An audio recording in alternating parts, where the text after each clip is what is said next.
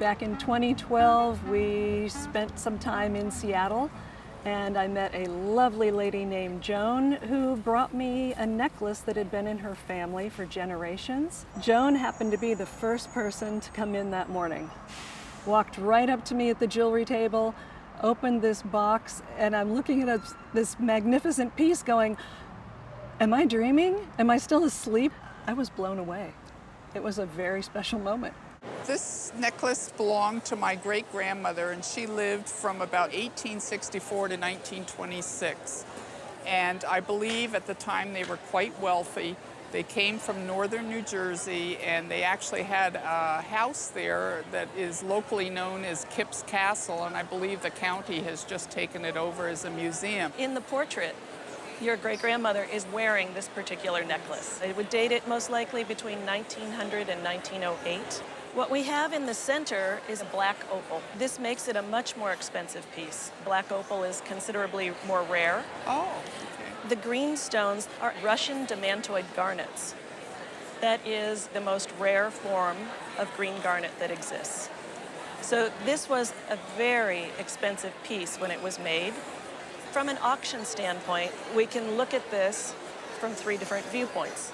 The first would be as a wonderful piece of historic jewelry.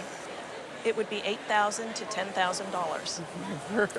Now, if we add in another element, which is the fact that this piece was made by Tiffany, it affects the value. A Tiffany piece would be priced at $15,000 to $20,000. Oh my word, I just can't believe it. We could take it a step further and assign this piece to Louis Comfort Tiffany. And he is known more for his stained glass, but he did also head up Tiffany Jewelers.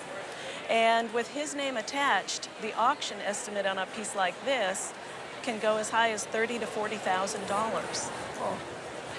I can't believe this. No, we have not found his initials on the reverse. Okay. So in order to achieve the highest value, we'd recommend that you contact the Tiffany Archives. Oh, okay. The archives can research the piece. They can date it correctly. They do this for a fee. The archives are based in New Jersey, and the last time I sent a piece there, they charged $1,000 to authenticate it. But when you're talking about a difference in price, it's a good investment. Yes, definitely. She was excited. She asked me what we needed to do to try and accomplish the goal of proving the tie-in to Louis Comfort Tiffany. And I advised her to contact the Tiffany Archives. And then she followed up with me after she heard from them. And they were helpful. They could not find the original artwork in their archive, and were nice enough to say we can't match this piece specifically. But we do know it is a Tiffany & Company piece, absolutely. Tiffany Archives did extend an offer to Joan to acquire the piece from her, and she asked me what would be in her best interest. If you have an outright purchase offer on your particular necklace, it's nice because you can walk away with a cash or check in hand, and it's done. Move on. If you're willing to gamble and you have a little time and some patience, taking that same necklace to auction opens the necklace up to bidding competition all around the globe. But Tiffany had also made her a fair offer. I said, well, what if we agree to set the reserve on the piece at their offer price, which happened to be $25,000.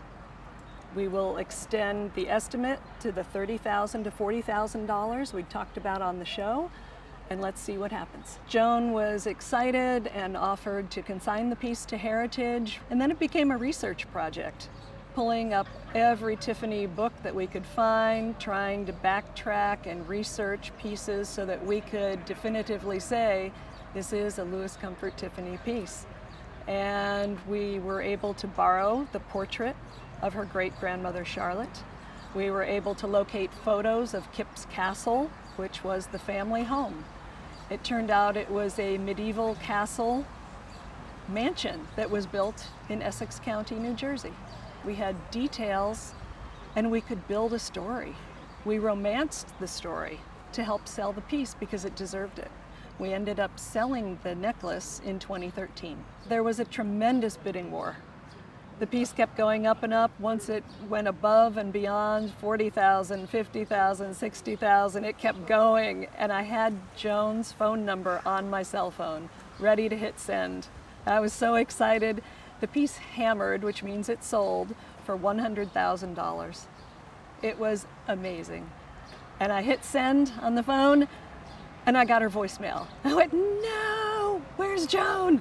And it later turned out that she and her husband were on a road trip moving across country and didn't get their messages and get back in touch with me for 4 days. And she didn't believe me for a moment. There was a moment of silence on the phone. Really? What? That's wonderful. And it made me happy. Realistically, would that piece have a higher auction estimate today? Yes, most definitely. More likely in the $150,000 to $200,000 price range. It's that rare of an item. I think when I look back on my 10 years as an Antiques Roadshow specialist, this particular necklace by far stands out in my memory as the greatest piece I have ever seen as a part of this show.